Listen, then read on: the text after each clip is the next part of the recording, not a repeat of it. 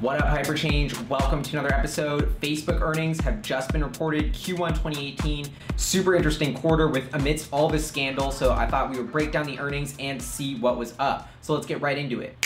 The user numbers. Daily active users set a record in the quarter at 1.45 billion. Interesting to note that the US in particular, which actually shrank for the first time quarter over quarter in Q4, returned to growth with 185 million daily active users. Every other region growth was strong. In terms of monthly active users, we're looking at 2.2 billion in the quarter, growth across every single region. Really interesting to note here that although the Cambridge Analytica scandal did take place in the last couple weeks of the quarter, we almost didn't see any impact to Facebook's overall user numbers at all. Both MAUs and DAUs were up 13% year over year in the quarter. In the quarter before, they were up 14%, so not really any change in the growth of Facebook's core business. Now, we may have to wait until Q2 to see the full effects of this whole backlash of the Delete Facebook, Cambridge Analytica scandal, but as you can see, these results speak for themselves. Facebook is still on fire. Now let's get into the financials. Facebook reported about 12 billion in revenue in the quarter compared to about 8 billion in the same quarter last year. This was up 49%. I mean, insane revenue growth. Operating leverage continues to improve.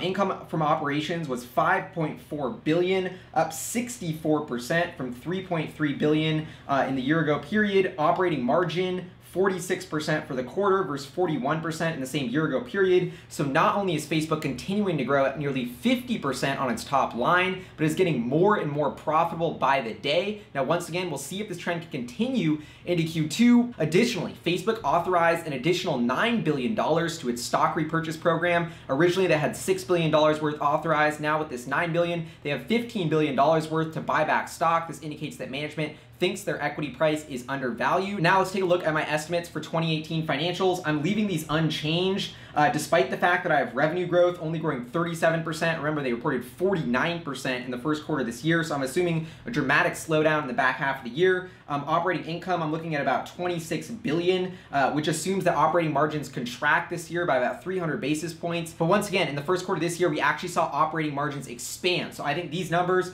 56 billion in revenue, 26 billion in operating income, are extremely conservative, especially after this quarter. But let's hold these assumptions and see what the valuation of Facebook is. With 3 billion shares outstanding at 170 per share, which is where it's trading after hours as I'm recording this, we're looking at about a $510 billion market cap. 510 billion divided by 56 billion in revenue, a 9 times price sales, which is pricey, but remember, Facebook's so damn profitable. 510 billion divided by 26 billion in EBIT, we are looking at 19.6 times earnings. So even with my conservative estimates, Facebook stock looks incredibly cheap, given that its earnings are growing well above 50%. Clearly a major slowdown in growth being priced in right now because of these headwinds. The stock is up, 5 to 10% after hours right now, after they reported these numbers, because I think the market is realizing that this Cambridge Analytica scandal will pass. Facebook is going to continue growing and the company is just dirt cheap. Morally, I'm a little bit conflicted about whether I'd want to own Facebook stock or not, but from a financial perspective, I mean, Facebook ended the quarter with $44 billion